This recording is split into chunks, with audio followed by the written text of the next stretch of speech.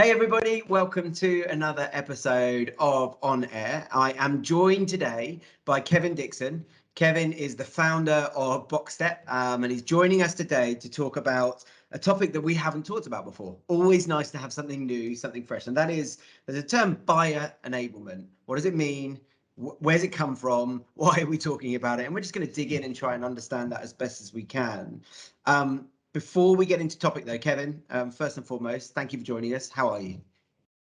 I'm good and absolutely chuffed to be on the show with you today, Owen. Well, we're delighted to have you as well. Before we get into buyer enablement, I would love to give you 2 minutes. We do this with all of our guests, 2 minutes. Who's Kevin and who are Boxxstep? Yeah, well, founders, the title, I'm a sales guy. Always have been, always will be. You know, really started career very early, so sales guy. And went into sales leadership, learned the different skills, the different perspectives, etc. 5 years ago, I created Boxxstep, and it was really sort of born out of people saying, want to do relationship mapping in Salesforce, but can't do it. So I took a look, and so I went, yeah, you're right. There was ways of doing it, but ridiculously expensive. So then I started doing research around the term buying committee, and that will form part of our discussion as we go on. You know, the number of people involved in the deciding buying. So I thought, okay, I need to create a platform that focuses on this emerging thing called the buying committee. So we complement CRM. We're a SaaS technology. We complement CRM. And the idea being is because I always think CRM fails in the relationship part. So what I try to focus on, this group of people that decide and buy, and we break it down into 3 areas. Firstly, what do you know? Who's involved, what's important to them, business drivers, dynamics of the buying committee, blah, blah, blah. Secondly, a tool that some people may be aware of or have used in the past, mutual action plans. How do you enable people in the buying committee to decide and buy? Thirdly, they made a decision. The buying committee has either said you've won it, you've lost it, or we're doing nothing. How do you get feedback? How do you learn from what you did well, what you need to improve? So we coined the term buyer relationship management, because a prospect is a buyer before they're a customer. Hopefully that gives you an understanding. So think of us as 3 tools in one. Okay, fantastic. It's interesting, isn't it, that you're getting into that sort of sales technology area, and it's, I know this is off topic, but it's a minefield of availability, isn't it? There's so many technologies now. I'm just interested to go off topic for a second, just find out how do you stand out from all that technology? How do you find the right kind of customers for you at the moment? It's a really good question, because there's over 1,000 sales tech platforms now. Wow. So we all know that the marketing tech platform kicked off, and that went from like 0 to 7,000-8,000 in no time at all. Sales tech's gone bonkers, but largely it's top of the funnel. Because everyone go, oh, need more prospects, need to engage with more prospects. Yeah. What we are is mid to bottom funnel for deals that aren't transactional. So typically 3, 6, 9, 12, 18-month sales cycles. That's where right. You've got a broader group of people. So when you actually look at it, we do sort of overlap with some technologies on an individual capability, like relationship mapping or like mutual action plans, but none of them take a holistic view. But the only thing about when you have 1,000 sales tech platforms, you've got 1,000 sales tech sales teams bombarding the market with marketing, cold calls, emails. So and it's the classic example, people can't buy what they don't know about. So the challenge isn't so much about people seeing our product and seeing where it stands and going, oh, that's great. The challenge is being considered in the first place, because it's sort of getting that airtime with sales enablement, sales ops, sales leadership, business leadership. Makes sense. Thank you. I know that was off topic. Probably didn't expect that, but nonetheless, it was. That's fine. It's a relevant question. I'd ask. So look, let's get into topic. Buyer enablement. What is it? It's an interesting one, because I spent all my career being seller-centric, right? You know, it's all about me. It's all about our product. It's all about my ka-ching commission check. And gradually, you started to see this thing come into the market and grow rapidly, the dreaded no decision outcome, We all go through it, and now research says roughly around 40 to 60% of deals end in no decision. So about 5 years ago, the smart people at Gartner started doing research, talking about why are so many deals ending in no decision. And that's when they coined the term buyer enablement. And the idea being, buyer enablement are things that sellers can do to aid their customers in the process of decision making. So automatically now people go, oh, bloody hell, what's that got to do with selling? And then when you start to think about it and drill down, you go, oh, it starts to make sense. Why? Let me position it now.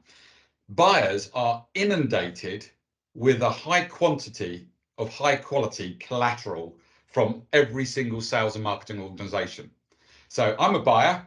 I'm looking at an opportunity or a project we're doing. I'm engaged with a bunch of different vendors. They're all sending me loads of stuff, lots of it, and it's fabulous. Everyone's saying we're the biggest, the best, the fastest, most reliable, this, and this. And the buyer sits there, well, blimey, what's real, what's relevant? And so that's the first hurdle they hit. Secondly, is sales process is a very linear thing. We all know, we define it. A lot of people don't follow it, but a lot of people, there is a sales process. Buying, and everyone's probably seen the spaghetti map, where a lot of the time it's all over the place. They sort of progress, then they double back, and then they this, and this, and because buying is more difficult than selling. So everything around buyer enablement is, what can we do to understand where they're at, help them based on what we know, and provide them with the right things, the right support, the right insight, whatever, at the right time to enable them to progress towards a decision. Now, buyer enablement is not about enabling them to decide to buy from you. That's just good old-fashioned selling. What it is, it's about getting them to the point where they make a decision. So if you want to break it down to 3 sections in terms that everyone's familiar with: why change, why now, why us? This is about the why change, why now. The why us is all about you. That's sales enablement. Why change, why now is buyer enablement. That's how I view it anyway. So if you want to avoid no decisions and you want to differentiate the buying experience, if you focus on buyer enablement, then you'll see that some pretty positive outcomes in the end decisions.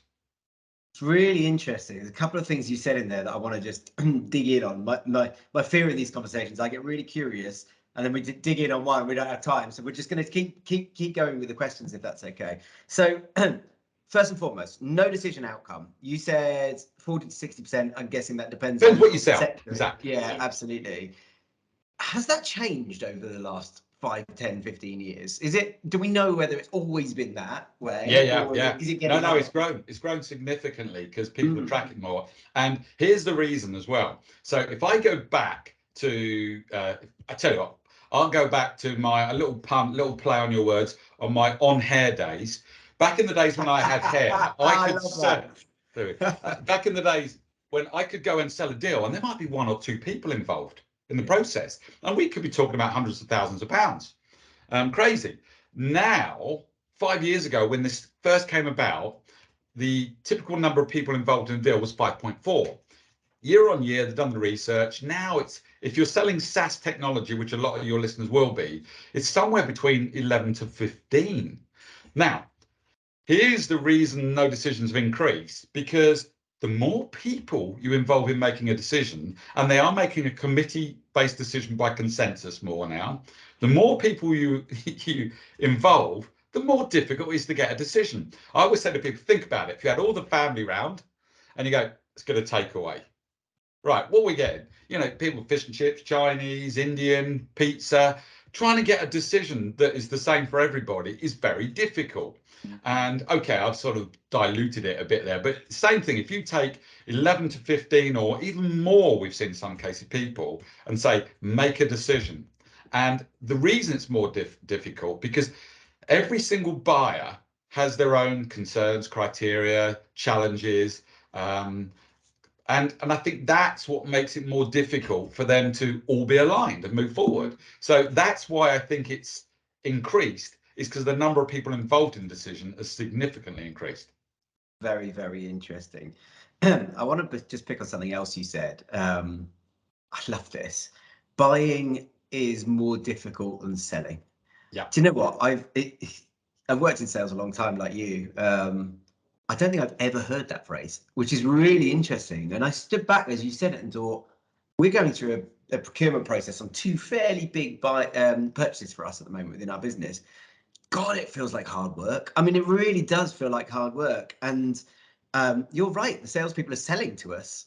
Interesting. They're not enabling us. They're not doing anything beyond to help us. It's all about them, and it feels that way. And I just suddenly stood back from that. Went, you know what? It is hard to buy when you've got 80 something people in a business, when you're trying to spend 100 grand plus on a piece of software, whatever it might be. And I don't think I've ever thought about that before. And I'm a buyer. It's really interesting to shed some light on that. Yeah. So you ever heard of a guy called Matt Dixon? Matt Dixon was one of the authors from the Challenge book. Now Matt's got a great, I've given him, family name and all that.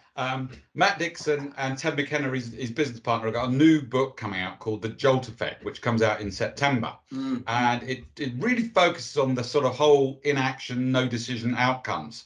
And really what it sort of polarizes down to is a lot of the time, in fact, more, I think it's 56% of the time, it's due to concerns and inactions by individual buyers that lead to no decision, not the desire to retain the status quo. So the problem is a lot of buyers now, everybody's scared to make a recommendation or decision that they're accountable for, that could impact the business, that could be the wrong thing or the wrong time. And so that is really what adds to buyer complexity. Because so there's another interesting thing. The research that Gartner did that said, think of this, the whole buying process as a big pie, 100% pie. Buyers are only spending around 17% of that pie talking to vendors. So if you've got 3, 4, 5, 6 vendors, you've got a couple of digit percentage time there.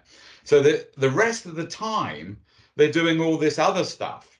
And what was really interesting was that nearly an equivalent percentage of time, 15% compared to 17%, was spent deconflicting all of the information from different vendors. Yeah. Because they go, oh, well, they're saying this, they're saying that. And God, I don't want to make the wrong decision. What is this is right? What's that right? How do we check? And buyers have something called looping, where they go through a process and then they go, oh, blimey, let's go through that process again. And I don't know if that's familiar with some of the things you've been doing. You're double checking. It's a belts and braces thing. So, but when you start to think about it, is that as sellers, we tend to be all aligned. We sell as a team, so there'll be a salesperson, tech consultants, management, whatever, but we've all got this goal to win the deal. As buyers, you've got this representation from across an organization. Sometimes politics is prevalent in every organization. Sometimes you've got different people thinking different things. And I always say that we talk about when we do discovery is really about the business problem, things like that. I say that buyer enablement starts with buyer discovery. Who's involved? What's important to them? What's their concerns? Because selling leads to change management. Change management has one or two impacts to a buyer. They either gain from it or they feel pain from it. Yeah. Individual people in an organization go, oh, well, my department's going to be great because this. The other department's going, bloody hell, this is mean I've got to get rid of some people, or this means I've got to add extra resource to do this, this, and this. Yeah. So that's one of the sort of real things we have to sort of really dig into. Interesting. I'm also keen to dig into the mindset change that's no doubt required. When you talked about why change, why now, why us? In my experience, most salespeople are trained around why us. They spend a lot of time thinking about it. It's their default setting, isn't it? It's. I'm in sales mode, and I kind of touched on that with our buying experience recently. How do you get a sales rep at any level to change their mindset and focus on the why change, why now, without focusing on the why us? It starts with I don't think it's about getting the salespeople. I think it's getting the people that lead and train the salespeople. Yeah, because the difficulty is sales. It's one of those. industries where you've still got the table thumpers, the numbers. You go, okay, right, well, if we're not doing well, let's just get more salespeople, or let's just do more calls, or let's do this, that. No, it isn't about that. It isn't about just doing more of the same stuff. It is stepping back and thinking, okay, right, because there's a real opportunity, massive opportunity to break away from the norm in terms of the way everyone else is selling. And as a business leader, you get bombarded with emails, calls, and same old, and, and I imagine because of your own experience in it, you can judge them and go, really? But so I think it really starts with, I look at sales leaders as people that got to drive change in their team. Now, if you've got relatively young, inexperienced salespeople, they're more moldable. It's the old dinosaurs like me but thankfully I am someone that's adapted. A lot of people, I've been doing this for 25 years, not a lot you could tell me. Well, there is. That's buying's changed. The way people decide and buy has completely changed. So I think it starts with the way you train people and the way they're led. Because if you track people on the wrong metrics, you'll get the wrong results. So could you maybe give a practical example of the shift? Like what might you do when you're focused on being on buyer enablement that you might not do if you're not, or the other way around? What wouldn't you do that you might do if you weren't? Okay. So the foundation I said earlier is know. You've got to know who's involved, what's important to them, have they got any sort of buying process, the business drivers, all that sort of blah-de-blah stuff. Then that's where the concept of the mutual action plan comes in. And let me describe why it's an important point. Customers rarely know how to buy what you sell. They don't have processes for buying something they might buy once every 5, 7, 10 years. So they're really at the beck and call of the sales team. So the beck and call of the sales team say, okay, Mr. Customer, this is something we do for people like you day in, day out. We know what the hurdles are, the challenges are, who needs to be involved, what needs to be done, what you need to consider, all those other things. How would you feel if we sort of mapped out some guidance for you?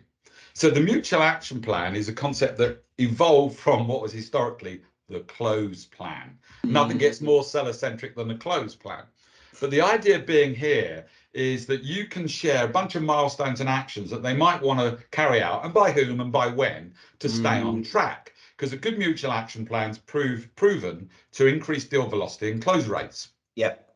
But guess what? You give a bunch of salespeople the concept of mutual action plan. Before you know it, it's biased and contrived. It's also all about them. A good mutual action plan really is neutral. There's a word we never use in sales very often, neutral, because we're not neutral. We want it to be about us. We want to win the deal, and because that's, I suppose, ingrained in us. But when you step back, product and solution differentiation is really difficult. Really difficult. The buying experience is where you can differentiate, and the mutual action plan that is created to guide them through the buyer's unknown, and included in that, you actually include content, insights, whatever it might be, to enable them to complete each job or task at hand. Now, this could be a white paper, a video, a program, a tool, a checklist, an ROI calculation, anything that you think will help them come to a conclusion that the why change, why now is sorted. Yeah, very interesting. I'm trying to get my head around something. So one of the things that you see in a lot of sales training is around controlling the situation. So got to control the narrative, I've got to control the next step, I've got to end a call by booking the next call, all this sort of stuff. And it's all about, I've heard it a lot and I've been training a lot, the salesperson taking control and being in control. It feels like there might be another shift in mindset there around letting go of control a little bit and being okay with... No, mate. No, good. I can understand why you say that, but someone, a smart person, not me, said, who controls the selling? It's the buyer. Yeah. Okay. Who controls the buying? It's the seller.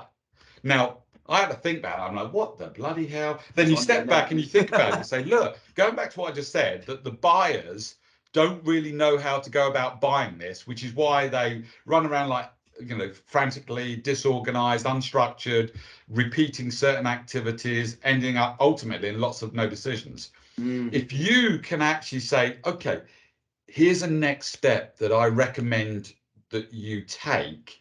And it shouldn't necessarily be a next step to say, right, what you now need is to involve that person in a demo of our product and think, step back and start to think about what you think the next step that can take that will help them in the buying process. So one of the things I ask Owen, every sales team, is say, when you've won deals or lost deals, have you ever got someone to go in, and I don't mean win-loss, to go in and find out what happened during the process of decision making? Who got involved when? What did they need to find out that they couldn't find out very easily? What questions did they raise? Why did they hit certain challenges? Who was involved and when? What needed to be signed off? Because if you start to do that over deals, it's probably easier to do that when you've won a deal. But if you start to map out the typical, God, I'm going to say it, although I hate the word, the typical buying journey, because I think that's a load of old buying journey, my ass. It's just a business change decision. If you map out how they got there, as soon as you know how customers typically get there, guess what? You train that into your salespeople. Say, right, here's typically what's going to happen now. Here's the move you say. You might want to recommend, look, from our experience and companies like you, one of the good things to do now will be to involve that person, or to maybe start to get this data together, or whatever it might be. The more you start to guide them, sure, it doesn't sound like you're focused on why us, but you shouldn't be, because you're trying to avoid a no decision. You're trying to avoid inaction, and you get past that, then everything you're doing in this neutral, helping, guiding process is going to be in your favor in the why us. I was going to say it differentiates you from other sellers as well. You came alight a little bit then when you said buying journey my ass. I just wanted to. I don't want to let you get past that. What is it about that phrase? Do you hear the term buyer journey? Oh yeah. Oh Jesus, it gets up my nose. So I tell you what. So we salespeople execute a sales process, but apparently buyers go on a journey. What is it? Some journey of enlightenment? It sounds fluffy for me.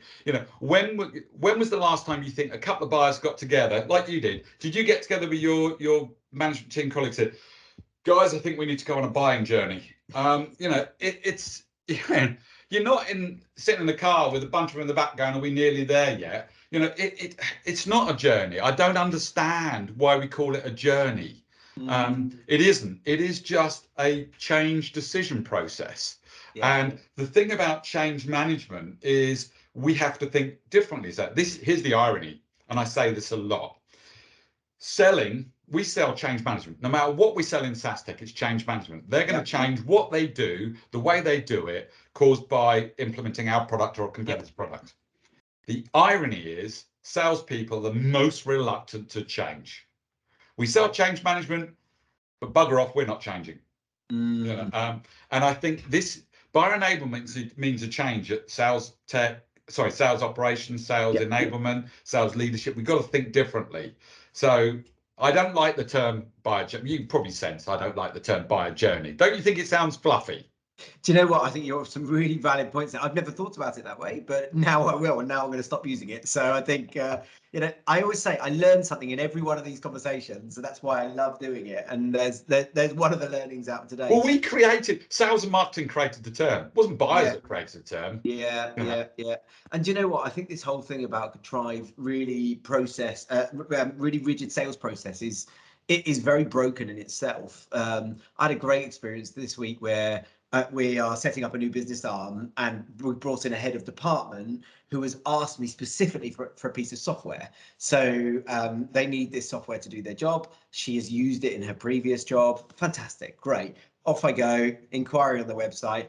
We just wanted a bit of commercials so I could put it in the budget. Can't find them. Fine, make an inquiry, get a phone call from an SDR.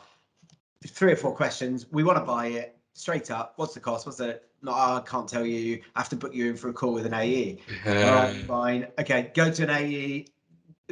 expecting a demo of the product. They put an hour in my diary. The call lasted like 9 minutes because that AE asked me exactly the same questions as the SDR, clarified the points and said, well, okay, cool, I'll be happy to do you a demo then. And I'm thinking, oh God, lucky me. I want to buy the flipping product. Can I just buy it, please? No, we have to do a demo. And I'm thinking, okay, fine. You know, I'm not the one using the software, so it doesn't matter to me. Do the demo now. Oh no, I have to do it another day. Yeah, because they've got this rigid. Yeah, but the funny thing is, all the research shows that we're moving more and more to an increasing value deal being done online. That in essence, you should be able to go to a website. You should be able to get a customized demo if you want it. Yeah. Because there's technology out there that enables you to say, here's my persona. I might be a financial person. Give me a demo that is automated demo that focuses on me as a financial person. Yeah. Excuse me. So, and then a very frictionless, seamless process that says you can do an awful lot online. Now, clearly, some of the larger deals, more complicated deals where you're engaging with a broader set of people, that's going to become more difficult. But yeah, we do make life difficult for ourselves, salespeople, because we've got to bend to the needs, not the will, the needs of the buyer. How do they go through their process? What do they expect and want? Because if we try and say, no, you've got to go through discovery, then you get to this person, the world now is full of impatient people. Yeah, I'm one of them. Me too.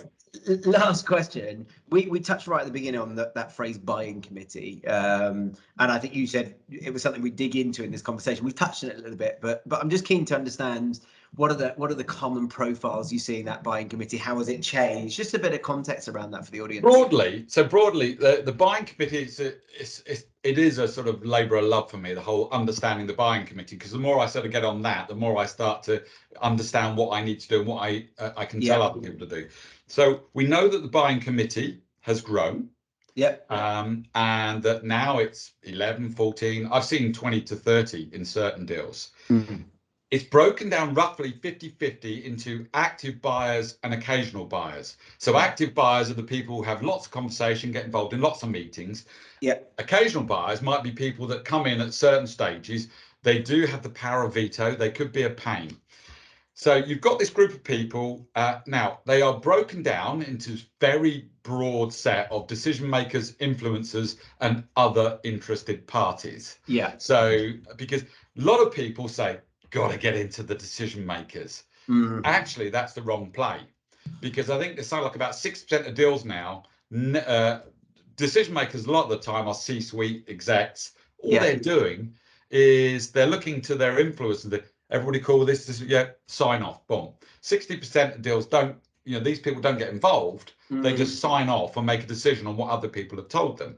So you've got this sort of broad set of people.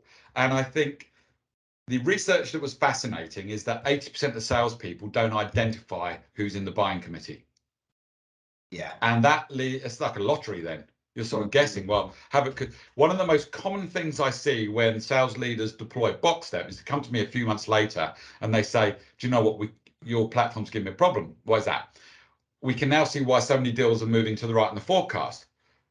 Now it's all been plotted out in Boxxstep. We can see that we barely know anybody. We know salespeople get comfortable with a couple of contacts that they think are well positioned. They think they have a good relationship with. I've done it in the past. I've got comfortable back in the days where I didn't do enough. So the buying committee is something the way I describe it is you have to dig higher, wider, deeper. So it is more work. And salespeople want to go as the crows flies and the shortest route to success. The bigger the deal, or the more complex the deal, the more likely it is you can't shortcut anything. So the buying committee is something that you can't just speak to somebody and say, okay, who else is involved? A lot of the time they don't know. So understanding who's typically involved gives you an opportunity to say, well, based on other experience, normally the head of compliance would be involved in deals like this. Would it make sense to involve them now rather than inviting them later and potentially elongating the process? So I could talk a long time on buying committee. But that's just Maybe, a taste. maybe that's another podcast recording on another Yeah. day. Kevin, look, fantastic to pick your brain on this. As I said earlier, I learned a lot and really got me thinking about it, which is great. I'm keen to give you the opportunity to just talk about who should be talking to Boxxstep, who can you help, and how can they get in touch with you? Yeah. Okay. Well, thank you for that, Owen. In essence, you can either go to boxstep.com, and it's BOXXSTEP, or Kevin@boxstep.com. And who do we help? Well, SaaS vendors. They're probably our most common customer, because guess what? Software companies tend to be the early adopters of software. So if you're involved in selling technology that is, you're dealing with multiple decision makers, stakeholders, you are engaging over 3, 4, 5, 6+ months, and you want to really start to have a better approach to this by using relationship mapping, mutual action plans, and understanding at the back end why you won it, why you lost it, what you can do to make your salespeople better, then that's what we do. The one thing I would say is, when people see it, they're surprised. They go, blimey, I didn't know anything like this existed. Because, we're bootstrapped. It's me and my developers, and we'd like it that way. Sometimes it's sort of getting the gospel out there, but come take a look. It will just be a conversation, no high pressure sale. Take a look, see if it's going to help you. You'll be well and truly enabled, I'm sure. Kevin, thank you so much for spending the time talking with us today. Genuinely enjoyed it. And yeah, hopefully you'll come back on another day and talk a bit more about that buying committee you're so passionate about. I'd love to, Anne. Thanks for having me on, mate. Pleasure. Thank you very much.